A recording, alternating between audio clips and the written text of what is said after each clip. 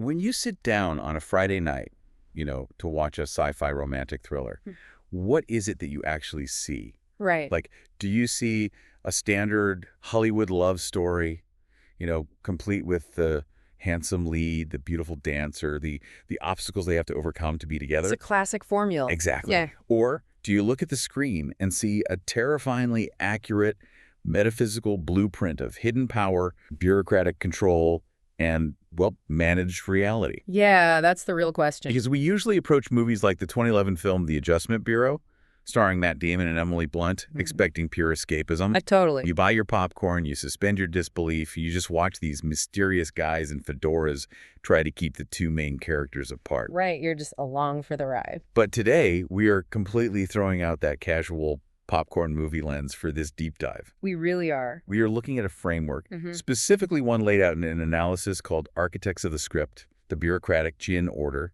that takes this glossy Hollywood veneer and just strips it down to the studs. It's a total teardown. It is. Our mission for this deep dive is to look past the surface-level romance. We are going to examine this narrative as an exposure of a hidden administrative order. Yeah, unpacking what it tells us about fate, free will, and the incredibly dense architecture of reality itself. Okay, let's unpack this, because we are making a massive claim right out of the gate here. We are. This isn't a story about destiny. It's a story about supply chain management, where the product being managed is human trajectory. What's fascinating here is that it forces a complete recalibration of how we consume these narratives. Right. Modern audiences are conditioned, like almost on a genetic level, to view any entity possessing advanced knowledge or strange powers. Or hidden access to the world. Exactly, as celestial. Oh, yeah. Like they must be from above. Right. When beings operate behind the scenes, pulling the strings of human events, our default cultural setting is to categorize them as angels. We project benevolence onto them. We do. We assume a divine mandate. But this analytical framework demands we stop reading the narrative sentimentally. Sentimentally. I like that. Yeah. It requires us to read it structurally. And when you actually break down the structure of how these beings operate, the angelic label disintegrates completely. It really does. Yeah. And to really grasp the gravity of this, you, as the listener, have to perform a sort of mental reset. A total paradigm shift. Yeah. Forget the idea that the agents in this story are angels sent down from heaven to gently guide humanity toward the light.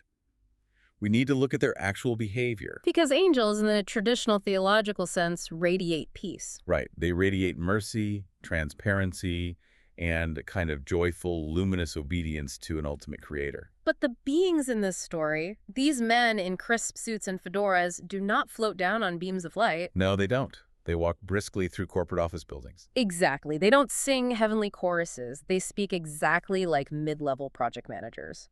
It's so creepy when you think about it. They are enforcing a script of human life with this cold procedural rigidity. They are obsessed with timelines, variables, and deliverables. So if they aren't angels and, they aren't literal demons with pitchforks, what are they? Well, the framework introduces a highly specific and much older theological concept to describe this behavior. Okay. It's called the fireborne Jinn mentality. Fireborne Jinn. Yeah. For anyone unfamiliar, Jinn are entities from Islamic theology. They are fundamentally distinct from both angels and demons. Okay, how so? Well, while angels are traditionally described as being made of pure, luminous light representing perfect obedience and revelation, Right. and humans are made of earth or clay, Jinn are described as being created from smokeless fire. Smokeless fire. That distinction is just so evocative. It really is. They occupy a parallel layer of reality. They have their own complex societies, their own hierarchies, their own agendas, and crucially, a long history of meddling in human affairs. Think about what smokeless fire actually looks like in our modern world, though. Oh, yeah. It isn't a roaring, romantic campfire in the woods. Smokeless fire is the sterile hum of a server room. That's a great analogy. It's a microwave radiation field. It is pure, invisible energy without any illuminating light. Yes, it powers the machine, but it doesn't enlighten the soul. Exactly. And that is exactly how these Bureau agents function. They aren't spiritual guides trying to elevate the human condition. No, not at all. They are custodians of an itinerary. Right. They treat human destiny with the detached clinical execution of an auditor reviewing a tax return. And it completely changes the paradigm. If a hidden order of power wants to operate unnoticed, Appearing as a terrifying, multi-eyed biblical seraphim is entirely counterproductive. Yeah, that would definitely draw some attention. Exactly. The highest powers operating behind the scenes prefer a tidy, controlled, and deeply boring presentation. Because real power prefers to look dull, not flashy. Precisely. Real power camouflages itself in the mundane. The visible world of ordinary human life, the streets we walk, the coffee shops we visit, the offices we work in, is relegated to the lower theater. The lower theater. So we're just the stage play. Yeah. And these managers look human enough to blend into a crowded New York sidewalk, yet they belong to a distinct operational layer of existence, distributed strictly according to rank and clearance level. Which asks you to consider the structures of power in your own corporate or social lives. Like, true influence is often the most boring-looking entity in the room. It's a guy in the gray suit with the clipboard. Right. But I need to interject here, though, because this raises a massive philosophical problem. Okay, let's hear it. If they're administrating a plan, if they're just cosmic middle managers making sure human history hits its quarterly targets, doesn't that imply a divine CEO? Ah, yeah. The ultimate author. Exactly. How can we separate the boring middle management functionaries from the all-powerful creator who supposedly wrote the master plan? It's a fair question. If there is a script, there has to be an ultimate author, right? And if the author's divine, shouldn't the atmosphere of this bureaucracy be one of profound reverence and peace rather than corporate drudgery? Well, that is the core contradiction that exposes the nature of this system. Okay. You would expect the serenity of fully understood providence. If they were serving a flawless, loving, divine will, they would operate in perfect peace. Right, because everything is under control and perfectly good. But they don't. The defining emotional frequency of the Adjustment Bureau is not reverence. What is it then? It is the anxiety of delegated authority. The anxiety of delegated authority. Wow. Yes. This is a hierarchy built entirely on downward flowing fear. The agents are deeply structurally anxious. They constantly look over their shoulders. Exactly. They worry about performance reviews. They fear the consequences of a variable slipping out of their control. Anyone who has ever worked in a massive corporate structure knows exactly what that feels like. Well, absolutely. The pressure doesn't come from a shared joyful vision. No, it comes from the fear of the guy one level up on the organizational chart. Right. And that points us directly to the apex of their hierarchy, the figure referred to only as the chairman. The chairman. Yeah. We never actually get a clear look at this entity in the film, do we? Never. It remains entirely off-screen, a rumor, an abstract threat. Which is such a brilliant narrative choice. Keeping the chairman unembodied is a brilliant manifestation of how hidden architectures maintain control. Right, because when the peak of a system remains distant and abstract, it becomes a vessel for the subordinate's own worst fears. Exactly. If you show the chairman, you demystify him. He becomes a tangible entity that can be evaluated, argued with, perhaps even fought. You can't punch a concept. Precisely. By keeping him hidden, the hierarchy relies entirely on consequence. You can observe this in the physical posture of the agents, the subtle shifts in their tone of voice. The unease in their eyes whenever the chairman is invoked. Yeah, there is no love for this leader. Yeah. There is only a palpable terror of failing him. And no one embodies this chillingly efficient, consequence-driven reality better than the character of Thompson. Oh, played by Terrence Stamp. He is terrifying. He is the quintessential company man, but operating on a cosmic scale. Right. Thompson doesn't utilize melodrama. He isn't cruel in a vulgar, mustache-twirling way. No, he is simply efficient. He relates to human beings not as souls with inherent divine value, but as logistical variables. A human being is just a timing issue to him. Yes, a human being is an object of adjustment. He looks at an individual's life the same way a network administrator looks at a misaligned router. But yet, for all of Thompson's projected authority when dealing with humans, he constantly displays the symptoms of that upward fear we talked about. Exactly. His power is entirely conditional. It is subordinate certainty. Subordinate certainty. Right. He is only powerful within the specific parameters of his office. He does not rule reality. He merely administers a localized portion of the overarching plan. He is a regional manager of human destiny. Yes, attempting to secure an outcome under conditions that even he does not fully grasp or control. Subordinate certainty is such a fascinating state of being. You have incredible power over the people beneath you, but you are utterly powerless against the structure above you. Exactly. But the system is not perfectly monolithic. Right. We see a fracture in this hidden order through the character of Harry. Anthony Mackie's character. Yeah. Harry is different from Thompson.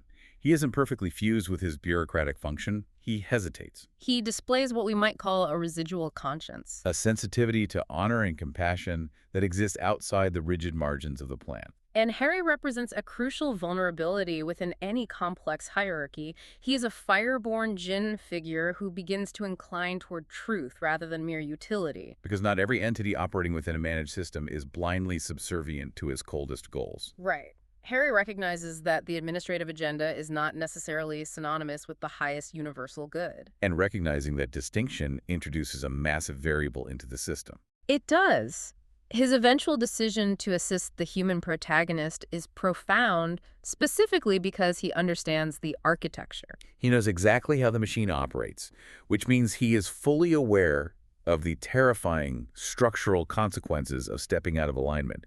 He knows he's going to be crushed by the HR department of the universe. Exactly. And speaking of how the machine operates, we really have to talk about their physical limitations. Oh, this is crucial. Because if these agents are constrained by a fearful hierarchy, if they are basically stressed out managers, it logically follows that their capabilities are also constrained. They're not omnipotent gods who can just blink and rewrite the laws of physics. No, they rely on tools. They rely on specialized, sanctioned gear to interact with our layer of reality. And the most iconic visual representation of this is the hats. The fedoras. Yes. The aesthetic of the fedora is a brilliant misdirection. It gives them a classic, mysterious, film noir quality. But structurally, the hats are not decorative costumes. They're highly advanced technologies of access. Exactly. They function simultaneously as markers of office, authorization badges, and the literal gateway instruments required to bypass ordinary physical space. Because without the hat, an agent is trapped in the same linear geographic constraints as any normal human. Which requires us to define another concept crucial to this framework, the Adamite. Right, Adamite. Let's dig into that. When we talk about ordinary humans in this context, we are referring to the Adamite clay man. The theological origin of humanity being earth, clay, dirt. Right. We are dense, we are bound by gravity, we are restricted by linear time, and we move through the world in a very heavy, sequential way. We have to walk down the street, wait for the light to change, take the subway. Exactly. The agents, being fireborne, operate differently, but they still need an interface to manipulate our dense, clay-based reality. If we connect this to the bigger picture, it's about technological asymmetry. Yes. Consider the perspective of technological asymmetry.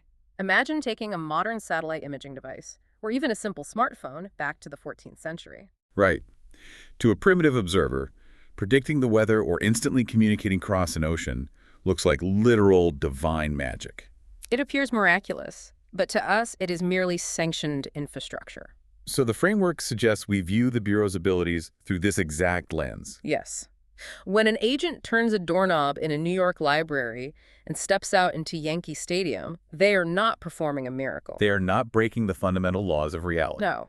They are utilizing sanctioned technologies to access a hidden architecture that they themselves govern.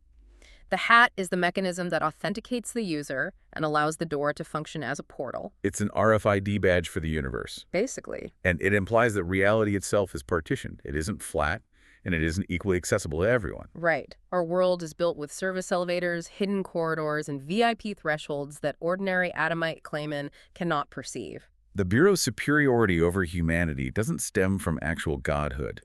It stems from their intimate operational knowledge of these thresholds. They simply have the administrative keys to the back doors of the universe. This reliance on sanctioned tools grounds their power tremendously, doesn't it? It does. They are not unconstrained miracle workers. Their influence is conditional and technological, even if the physics of that technology are currently beyond our comprehension. And this conditional nature extends directly to their most significant perceived power, their knowledge of the future. Ah, yes. This is where the illusion of their divinity truly collapses. Because their physical movement relies on the technology of the doors and hats, and their knowledge of the future relies on data. Right. They don't close their eyes and receive a luminous, unchangeable vision of what is to come. They don't have perfect foreknowledge. No. What they have are those small, leather-bound notebooks. But they aren't written in ink. They are dynamic interfaces. They are living, breathing maps of variables. And this clarification addresses a profound error viewers make when analyzing narratives about destiny. Yes. We assume that because an entity is managing human outcomes, they must possess absolute divine omniscience. We conflate management with prophecy. Exactly. But the shifting diagrams in those notebooks reveal a completely different mechanism: superior modeling. Here's where it gets really interesting. Think about how we use predictive algorithms in our own society today. Right. We have incredibly complex models analyzing the stock market, anticipating global supply chain disruptions, mapping consumer behavior, forecasting weather patterns. We feed billions of data points into a machine to generate a probability curve. There's an 87% chance of a market dip next Tuesday. Exactly. The Bureau's notebooks are simply the cosmic apex of that exact algorithmic forecasting. They do not know the future as a settled, unalterable fact. They know the preferred line. Yes, they know the intended trajectory, the current variables, and the statistical likelihood of deviation. They are managing probabilities from within a system that is inherently volatile. And the very existence of an adjustment bureau is the definitive proof that the future is uncertain. Oh, that makes so much sense. If destiny were an unbreakable iron chain, if the script was absolutely sovereign, there would be zero need for a bureaucracy to enforce it. You do not need to adjust an outcome that is already guaranteed. Wow. The fact that they are constantly intervening, constantly recalculating, proves they are strategists sweating over live data. They're running damage control on a universe that constantly wants to slip off the rails. Exactly. Their reality is one of endless planning, modeling, and reacting. They are working tirelessly to secure an outcome they want to happen, which means the timeline is malleable. Yes, it's entirely malleable. So once we establish that they are operating off the universe's most advanced probability models, we have to look at the execution. How do they actually enforce the script? Right. How do they keep billions of unpredictable clay-born humans walking down the exact pathways the algorithm dictates? Well, the methodology of their control is bifurcated into two distinct layers. Okay, 2 layers. We can examine this through a pivotal moment in the narrative where the agent, Thompson, orchestrates an intervention to keep the protagonists apart. Right, the coffee spill scene or the ankle twist. The ankle twist, he stands on a street corner, checks his data, and gives the absolute slightest, almost imperceptible nod. And a moment later, a sequence of tiny events results in the character Elise twisting her ankle. Exactly. This scene perfectly illustrates the difference between what the framework calls egregoric influence and targeted intervention. We need to spend some serious time unpacking egregores, because it is central to understanding how modern administrative power functions, whether metaphysical or entirely human. It's a huge concept. An egregore is not a localized physical event. It is a broad field of influence. We are talking about charged atmospheres of belief, cultural weather systems, mass conditioning fields. It is the invisible architecture that organizes how crowds, demographics, and entire societies behave over decades. To understand how a bureaucracy maintains an egregore, you have to look at the macro-level manipulation of an environment. Right. It is achieved by shaping media diets, subtly altering linguistic frameworks over time, and injecting specific frequencies of anxiety or desire into the cultural water supply. An egregore ensures that millions of people, believing they are acting entirely on their own free will, predictably purchase a certain product, adopt a specific political posture, or prioritize a certain type of career. Yes. The Bureau manages the cultural weather so that the vast majority of humanity simply drifts along the preferred currents without ever needing direct supervision. It's the algorithm of your social media feed, but applied to the fabric of society itself. Exactly. The egregore keeps the herd moving in the right direction. But the egregore is a blunt instrument. It deals in averages. Right. What happens when a specific high-value variable, like a future politician, starts wandering off the path? That's where the ankle injury comes in. Yes. That is not cultural weather. That is a highly tactical, microscopic, targeted intervention. The targeted intervention requires deep technical access to causation itself.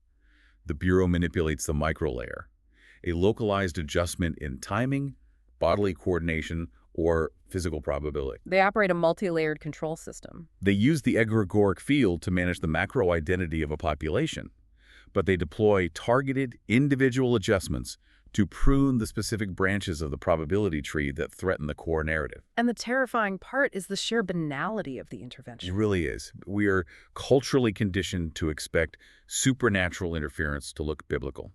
We expect the parting of the Red Sea. We expect a booming voice from the clouds. But sophisticated administrative control doesn't use lightning bolts. It uses a spilled cup of coffee. It uses a dead cell phone battery. It uses a tripped shoelace. It is casual administrative magic. True power calibrates. It does not shout. It operates through the most mundane interferences imaginable because grand spectacles provoke questions. Grand spectacles awaken the subjects. Exactly. A perfectly timed delay of 2 minutes is entirely dismissible as bad luck, yet it is enough to completely sever a timeline where two people were supposed to meet and alter the world. Think about the implications of that in your own life. Like, really think about it. It's unsettling. You are walking to a meeting that could define your career. Someone bumps into you on the sidewalk. You pause for exactly 4 seconds to pick up your dropped bag. And because of those 4 seconds, you miss the elevator. Because you miss the elevator, you walk into the room after the crucial conversation has already happened. The trajectory of your life shifts entirely. We call it coincidence. This framework posits that this is the literal mechanism of cosmic management. The Bureau's superiority lies in their ability to map and nudge these microscopic variables that we are completely blind to. But this method of control nudging probabilities and managing cultural weather has a fundamental prerequisite. What's that? It requires the human subjects to be predictable. The algorithm only works if the entities within it respond reliably to baseline stimuli like ambition, fear, and comfort. Which brings us to the profound anomaly at the center of the narrative. Yes. Why does the main character, David Norris, become an unmanageable variable? What specifically breaks the algorithm? It's love. Love. But we have to elevate that word out of its hallmark card, romantic comedy context. We absolutely do. We are talking about love as a structural philosophical force. Before David meets Elise, he is the ultimate compliant asset. He is exactly what the Bureau system is designed to manage. Right. He is deeply ambitious, incredibly gifted, and politically magnetic. The bureaucratic system thrives on these traits. They can easily harness ambition. They can steer fear. They can mold a career trajectory because all of those desires are external. They are reactions to the egregoric field. Exactly. They are using his ambition as a steering wheel. He is the perfect political pawn because his motivations are entirely legible to the system. But Elise introduces something radically alien to his programming. She introduces a preference for what is real over what is merely useful. Wow. A preference for what is real over what is merely useful. Yes, and this is a catastrophic shift for a control system. The Bureau requires compliant leaders. They need men who can rise to power without carrying the burden of a deep interior life. They demand performance and trajectory. They absolutely cannot tolerate a deep, sincere allegiance to a personal truth that supersedes the utility of the administrative plan. So what does this all mean? Love, in this framework, acts as an ontological disturbance. An ontological disturbance, that's the perfect term. It is a seismic event in the nature of his being. David does not become a threat to the hidden order because he uncovers their conspiracy and builds a rebel army. He doesn't invent a weapon to fight them. He becomes dangerous because he becomes inwardly alive. A control system built on statistical probability cannot neatly absorb a human being who is truly unpredictably alive on the inside. His bond with Elise intensifies his divine spark. It draws him away from being a perfectly managed public-facing machine and fully actualizes him as an Adamite. He transitions from a predictable variable into a conscious entity willing to choose living truth over administered destiny. And this interior awakening is the single greatest threat to the bureaucratic order. Because they aren't threatened by our physical capabilities. They don't care if a human runs a marathon or learns martial arts. No, they fear the interior life of the human soul. They are terrified of a subject who can look at the meticulously crafted script, look at the predetermined destiny handed down by the cosmic management class, and say, no, this is not the highest authority. They cannot compute the kind of sincere bond that makes a human entirely willing to sacrifice utility, comfort, and even survival in favor of truth. And this profound disruption drives the narrative to its climax. David and Elise fight against the vast computational power of the Bureau. They navigate the hidden corridors, they confront the hierarchy. And the film presents us with an ending where, seemingly, they win. The script is rewritten, they permitted to remain together. But here is where we have to push back incredibly hard against our own desire for a happy ending.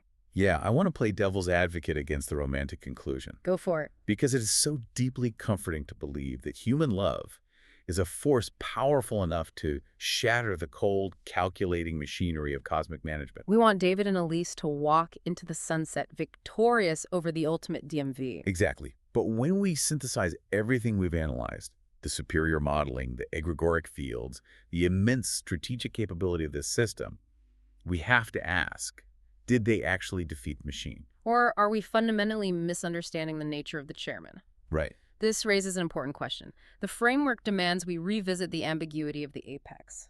If the agents are not omniscient, we must entertain the terrifying possibility that the chairman is not omniscient either. At least not in the sense of a flawless, unchangeable divine creator. Right. The chairman is merely the highest planner of a subordinate cosmos. He holds the blueprint at the macro level. He possesses the authority to authorize massive systemic adaptations, but he is fundamentally still managing variables. Which means, if the system encounters an ontological disturbance, A variable like David's awakened interior life that it cannot suppress through tactical nudges. what does an advanced algorithm do? It doesn't self-destruct. It doesn't surrender. It recalibrates. It incorporates the anomaly. And that is the chilling realization we are left with. We cannot confidently assert that love defeated the system. It is far more structurally consistent to suggest that the system merely re-strategized. The chairman simply revised the line. What appears to be a glorious victory of free will at the human level, David and Elise securing their relationship, might actually be incorporation at a higher administrative level. The system recognized an unmanageable variable and, instead of allowing it to break the architecture, expanded the algorithm to include their rebellion within a newly adapted, yet still tightly controlled, script. The illusion of freedom, that is the true horror. The ambiguity of the ending is essential because it prevents the narrative from devolving into cheap sentimentality. David doesn't burn the Adjustment Bureau to the ground. He doesn't expose the hidden thresholds to the world. He simply proves that the claimant is not entirely predictable once the interior spark is ignited. He reveals a localized weakness. But the infrastructure of access remains. The egregoric fields remain. The order still stands. The supreme danger of a hidden administrative sovereignty is not that it oppresses humanity with an iron fist or an open tyranny. No, open tyranny invites open rebellion. The danger is that they are entirely invested in maintaining what we might call managed corridors of possibility. They construct a reality that feels indistinguishable from genuine free will while remaining carefully mathematically contained. Managed corridors of possibility that feel like freedom. Wow. As we pull all of these threads together, we have completely transformed how we view this source material. We really have. We started with a sci-fi romance, and we have arrived at a devastatingly precise portrait of the fireborne order. We have discarded the theological fantasy of luminous, singing angels, replacing them with stressed, technologically reliant middle managers terrified of their unseen boss. We've swapped out ancient temple ceremonies for sterile chains of command. We've unmasked an administrative sovereignty that is obsessed with securing a future they themselves cannot perfectly predict, relying on mass conditioning fields and localized nudges to keep humanity asleep on the conveyor belt. They are custodians of an itinerary technologically vastly superior, yet spiritually utterly hollow. They represent a bureaucratic architecture that thrives on statistical modeling rather than divine mandate. So we have to bring this out of the theoretical and connect it directly to you, the listener. Yet, how does this apply today? If the actual structure of power in our world, whether you view this metaphysically or simply as a metaphor for the algorithms, corporations, and political systems that govern modern life, is administrative rather than theatrical. If the reality we navigate daily is just a series of managed corridors designed to simulate autonomy, then what is the countermeasure? This framework suggests that the most dangerous thing a person can do is not to engage in loud, blind rebellion. Yeah, blind rebellion is just another predictable demographic variable that the egregore has already modeled and monetized. Exactly. The most dangerous, disruptive thing you can do is to truly, quietly awaken to the script. It is to cultivate an interior life so robust, so tethered to living truth rather than external utility, that you become an ontological disturbance. You become mathematically unmanageable. To carry that forward, I want to leave you with a final practical thought to consider, specifically regarding the concept of egregores, the mass conditioning fields we analyzed. Go ahead. Tomorrow morning, when you wake up, you are going to engage with the world. You're going to look at your phone, consume your daily news, and scroll through your algorithmic feeds. Like we all do. Exactly. Yeah. And almost immediately, you are going to feel your internal state being pulled. You will feel a surge of collective outrage, a spike of ambient anxiety, or a sudden manufactured desire to purchase something to soothe that anxiety. It's so automatic. When that happens, I want you to pause and ask yourself a structural question. Are you experiencing a natural, authentic human emotion? Or are you simply walking through a carefully engineered cultural weather system designed to keep your interior life dormant and predictable? Wow.